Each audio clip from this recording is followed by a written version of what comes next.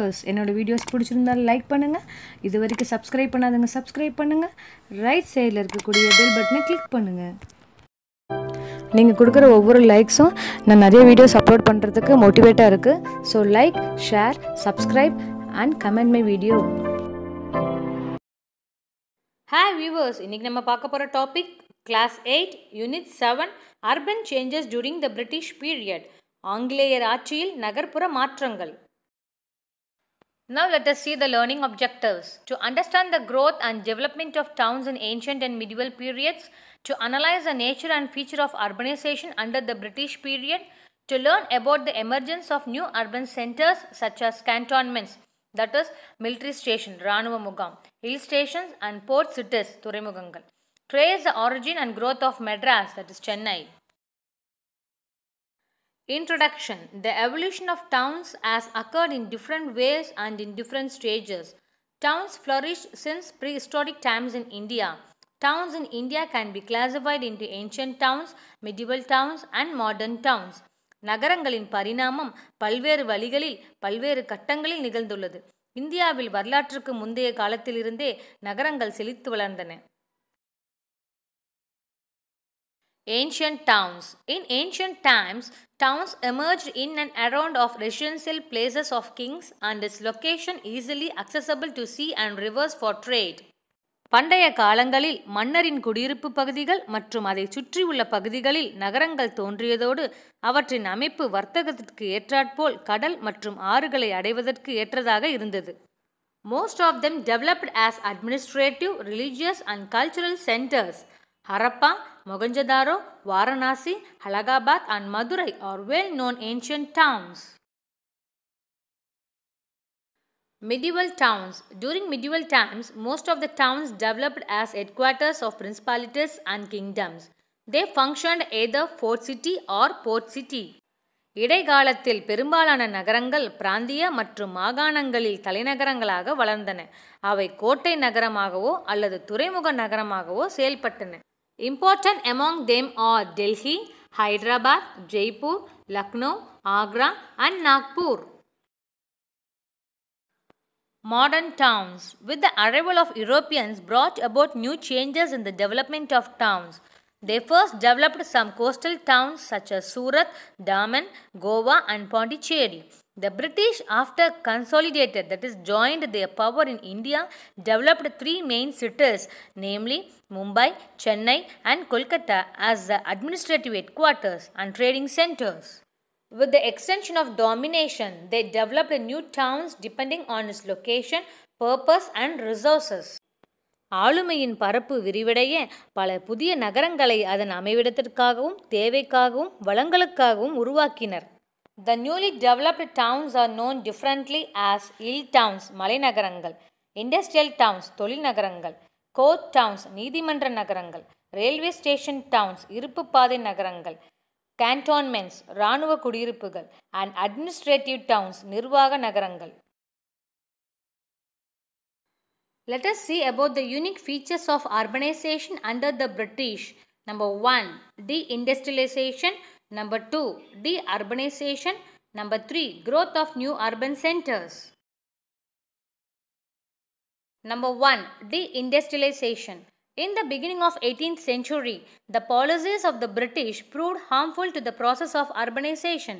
Later, the economic policies followed by the British led to the rapid transformation of India's economy into a colonial economy and development of cities. 18ஆம் நூற்றாண்டின் தொடக்கத்தில் ஆங்கிலேயர்களின் கொள்கைகள் நகரமயமாக்கலுக்கு எதிராக இருந்தது. பின்னர் ஆங்கிலேயர்கள் பின்பற்றிய பொருளாதார கொள்கைகள் இந்தியாவின் பொருளாதாரத்தை விரைவாக ஒரு காலனித்துவ பொருளாதாரமாக மாற்றுவதற்கும் நகரங்களின் வளர்ச்சிக்கும் வழிவகுத்தன. With the help of one-way free trade predominance of British, Indian manufacturing industries were destroyed. The effect of this wholesale destruction of the Indian manufacturing industries led to the ruin is destroyed of the millions of artisans and craftsmen. There was a sudden collapse of the urban handicrafts industry which had for centuries made India's name in the markets of the entire civilized world. ஆங்கிலேயரின் சுதந்திரமான வர்த்தகத்தின் விளைவாக இந்திய உற்பத்தி தொழில்கள் அழிக்கப்பட்டன. லட்சக்கணக்கான கலைஞர்கள் மற்றும் கைவினையாளர்கள் நசிந்து போயினர். பல நூற்றாண்டுகளாக நாகரிக உலகின் சந்தைகளில் மேலோங்கி இருந்த இந்தியாவின் நகர்ப்புற கைவினை தொழில்களில் திடீர் சரிவு ஏற்பட்டது. Towns and cities long famed for their specialized products gazed continually shrinking market.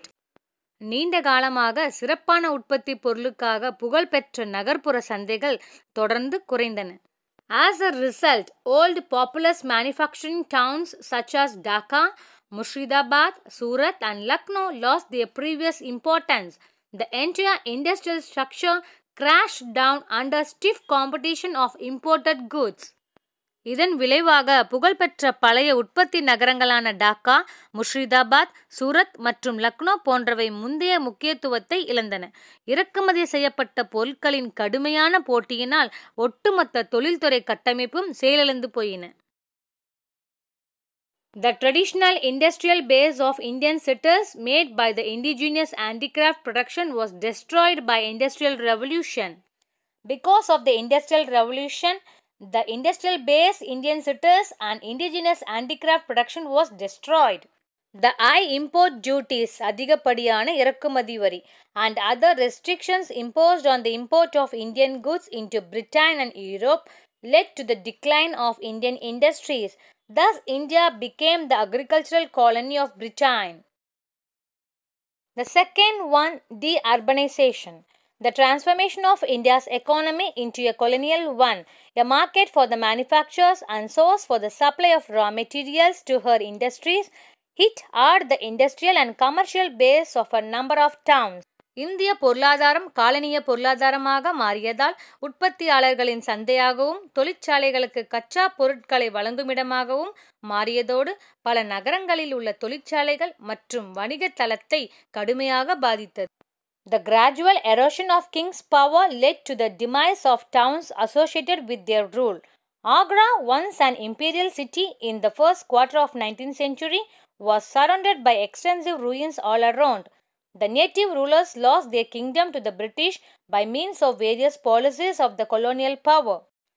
மன்னர்களின் அதிகாரங்கள் படிப்படியாக சரியத் தொடங்கியதால் அவர்களின் ஆட்சியுடன் தொடர்புடைய நகரங்களின் அழிவுக்கு அது வழிவகுத்தது. பேரரசின் தலைநகரமாக இருந்த ஆக்ரா முற்றிலும் அழிக்கப்பட்டது. ஆங்கிலேயரின் பல்வேறு கொள்கைகளின் விளைவாக இந்திய அரசர்கள் தங்களது ஆட்சியை இழந்தனர். Another factor which contributed to the decline of urban centers of the pre-British period was the introduction of network of railroads in India since 1853. The introduction of the railways resulted in the diversion of trade routes, and every railway station became a point of export of raw materials. The railways enabled the British manufacturers to reach every nook and corner of the country and uprooted the traditional industries in the villages of the country. Railway அறிமுகப்படுத்தப்பட்டதன் விளைவாக வர்த்தக பாதைகள் திசை திருப்பப்பட்டு ஒவ்வொரு ரயில் நிலையமும் மூலப்பொருட்களை ஏற்றுமதி செய்யும் மையமாக மாறியது. பிரிட்டிஷ் உற்பத்தியாளர்கள் நாட்டின் ஒவ்வொரு மூலை முடுக்கிலும் சென்றடைய ரயில்வே வழிவகுத்ததால் நாட்டின் கிராமங்களில் உள்ள பாரம்பரிய தொழில்கள் அடியோடு நசிந்தன. Third one, the growth of new urban centers. British developed new centers of trade like Calcutta, Madras and Bombay on the eastern and western coastal areas. Madras 1639, Bombay 1661 and Calcutta 1690. Cities which the British largely created and fortified. All those were earlier fishing and weaving villages. Here they built their homes, shops and churches as well as their commercial and administrative headquarters.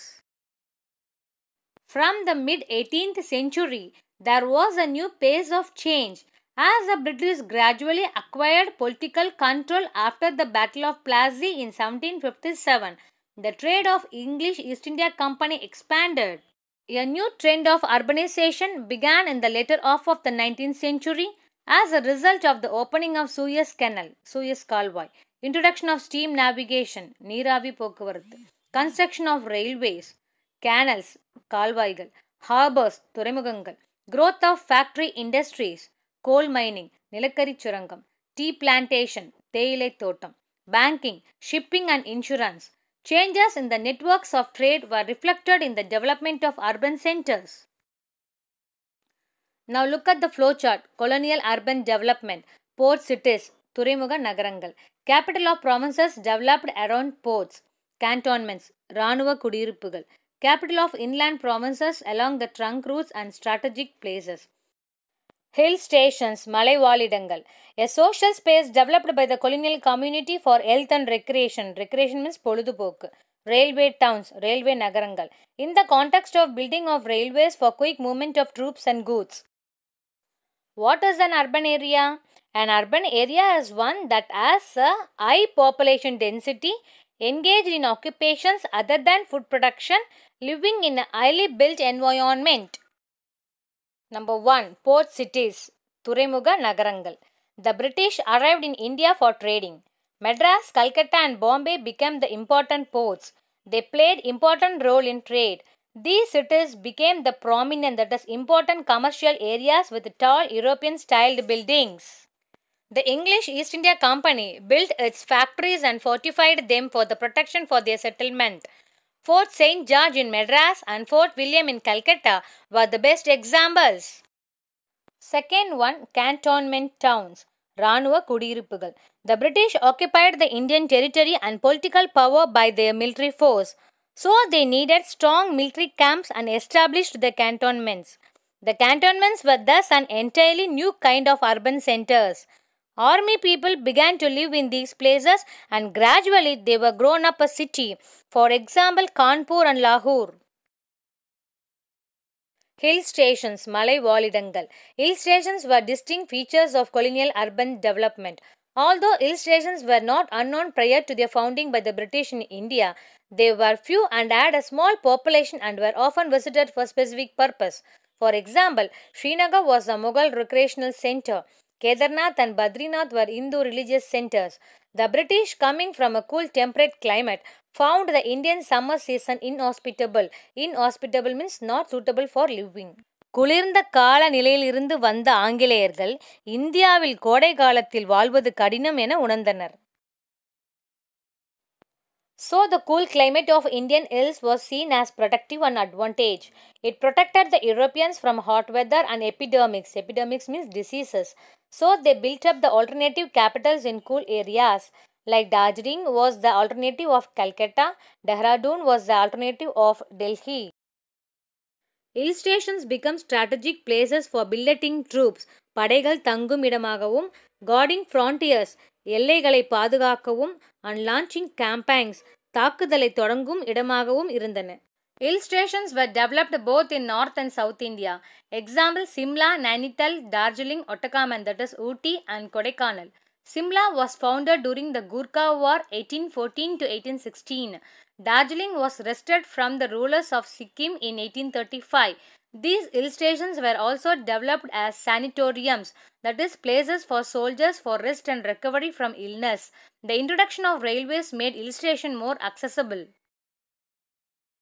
Railway towns, railway நகரங்கள். Railway towns were also a type of urban settlements and were established in 1853 after the introduction of railways by the British. By the nature of railway transport, all the towns were located on the plains. Example, Delhi, Mumbai, Kolkata. Now let us see how municipalities and corporations created.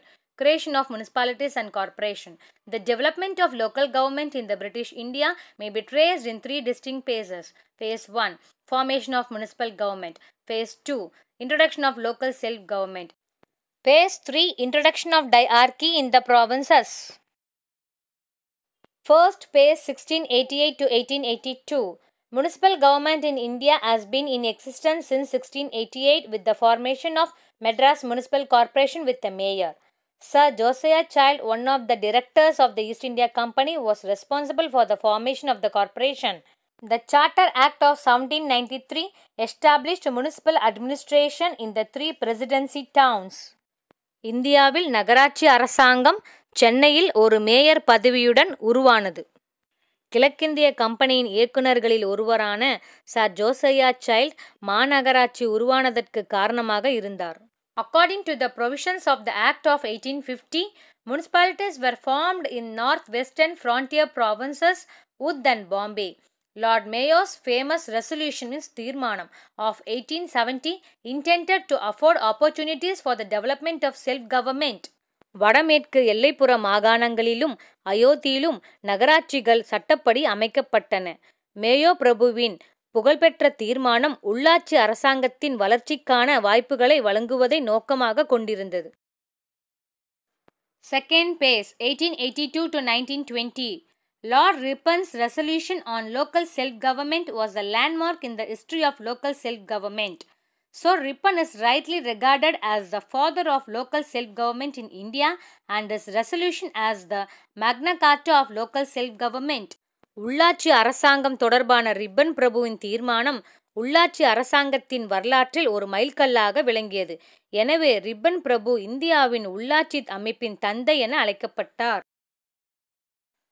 Third phase 1920 to 1950. The Government of India Act 1919 introduced diarchy in the provinces, இரட்டை ஆட்சி. The Government of India Act of 1935 introduced provincial autonomy, மாகாண சுயாட்சி. With the attainment of independence in 1947, India had the unique opportunity of making and molding local government to meet the needs of the free nation. Administration of the presidency towns, மாகாண நகரங்களின் நிர்வாகம். Towards the close of 18th century, a parliamentary statute, that is a written law, சட்டம், authorized the Governor General to appoint justice of the peace in these towns. நாடாளுமன்றத்தின் ஒரு சட்டம் தலைமை ஆளுநருக்கு மாகாண நகரங்களில் அமைதியை ஏற்படுத்த நீதிபதிகளை நியமிக்கும் அதிகாரத்தை அளித்தது. After various trials, a system of government was evolved for the three presidency towns, which had the essential features like a large corporation with elected members, a strong independent executive authority with adequate safeguards for checking accounts, and statutory provision for the performance of essential duties such as sanitation, sugadaram, and water supply, and collection of revenue, etc. Now let us see about the formation of three presidency towns. Number 1, Madras. Origin and growth of Madras. The beginning of the city of Madras goes back to the earliest stages of British commercial enterprise in India. The English East India Company was started in 1600 ACE. 12 years later, a factory was set up at Surat on the west coast. Subsequently, the search for textiles brought British merchants to a port on the east coast. 12 ஆண்டுகளுக்கு பின்னர் மேற்கு கடற்கரையில் சூரத்தில் ஒரு தொழிற்சாலை அமைக்கப்பட்டது. பின்னர் ஆங்கில வணிகர்களின் ஜவுளி வர்த்தக தேடல் கிழக்கு கடற்கரையிலும் துறைமுகத்தை பெற வழிவகுத்தது. Do you know, presently Fort St. George is the power center of Tamil Nadu state government extending across 172 square kilometer. The English, after some efforts, secured the privilege of building a factory at Masulipatanam. It was well protected from the monsoon winds, but then Masulipatanam was in the throes of a famine, Panjam. In spite of every assurance of protection, English trade did not thrive at that place. Masulipatnam பஞ்சத்தின் பிடியில் சிக்கியது. ஆங்கில வர்த்தகம் அவ்விடத்தில் செழிக்கவில்லை. Then the English traders looked for a new site. Francis Day, the member of the Masulipatanam Council and the chief of the Armagon factory, made a voyage of exploration in 1637 with a view to choose a site for a new settlement. At last, he was given the offer to choose Madrasapattanam. Francis Day inspected the place and found it favorable to set up factory. The official grant for the land was given by Damarla Venkatapati Nayak, the deputy of Raja of Chandragiri. Chandragiri is 12 km west of Tirupati. Damarla gave British a piece of land between Kuvam River and the Egmore. In 1639, the deed was signed by the English East India Company's Francis Day, accompanied by his interpreter Berry Timmappa and superior Andrew Gogan. Chandragiri அரசரின் பிரதிநிதியான தமர்லா வெங்கடபதி அவர்களால் அதிகாரப்பூர்வமான மானியமாக நிலம் வழங்கப்பட்டது. கூவம் நதிக்கும் எழும்பூருக்கும் இடையில் ஒரு சிறு பகுதி நிலத்தை தமர்லா ஆங்கிலேயருக்கு வழங்கினார்.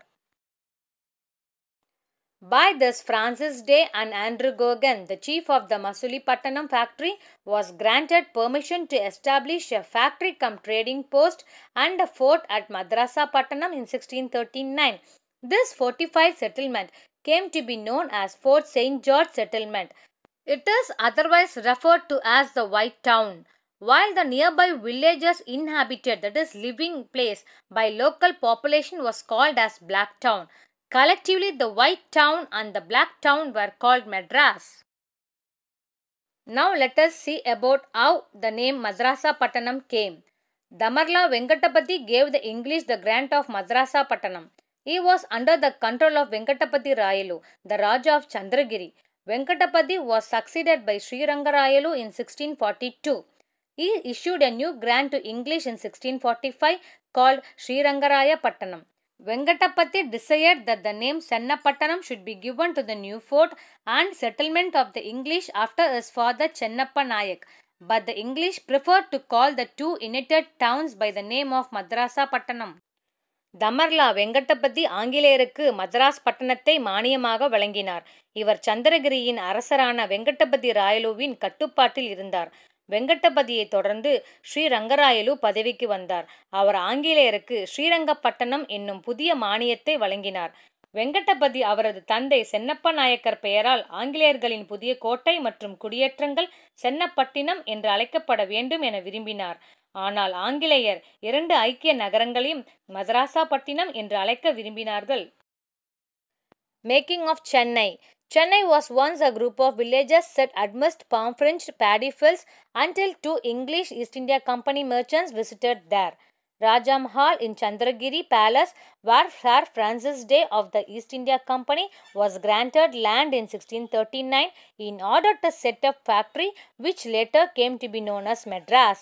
This first factory was completed on St. George's Day, 23rd April 1640 and named Fort St. George Day, and Gogan were jointly responsible for the construction of Fort St. George.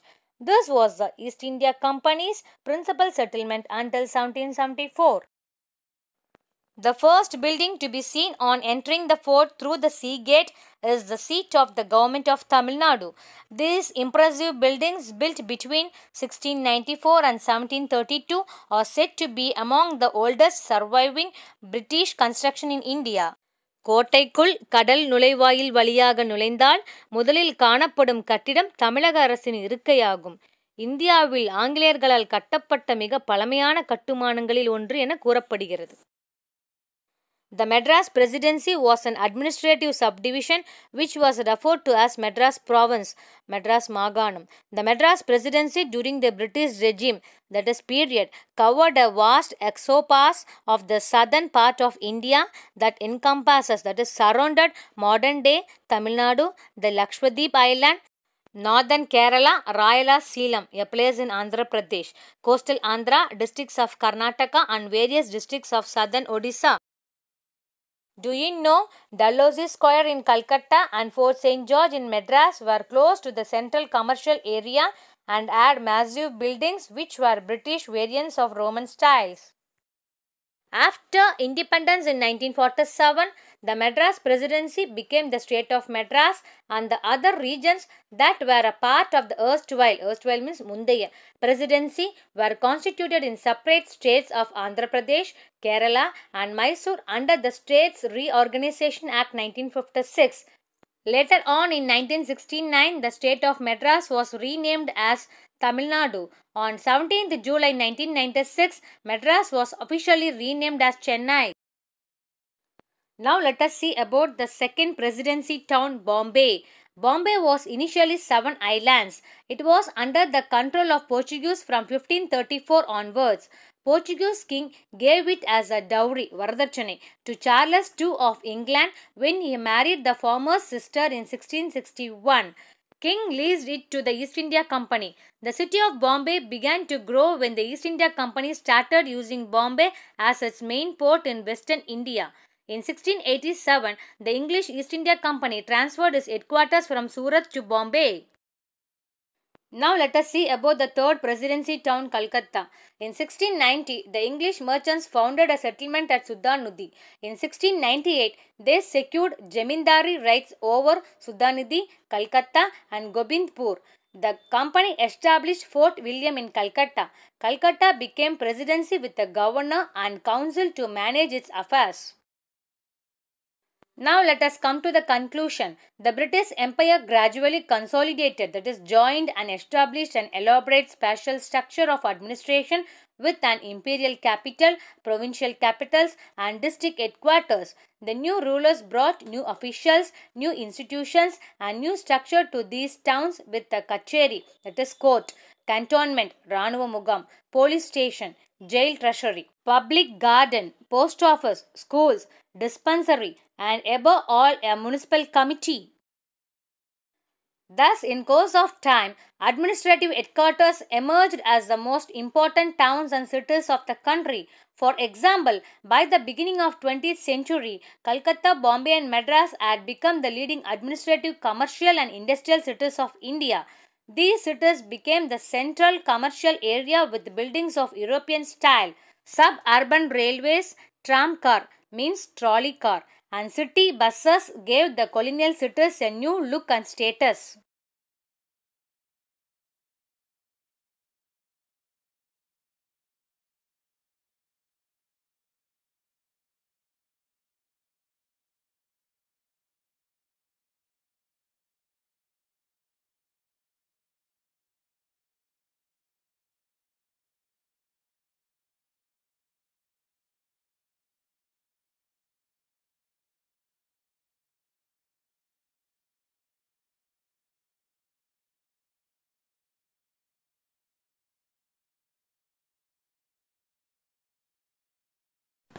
Thank you for watching this video. Please subscribe my channel for more videos.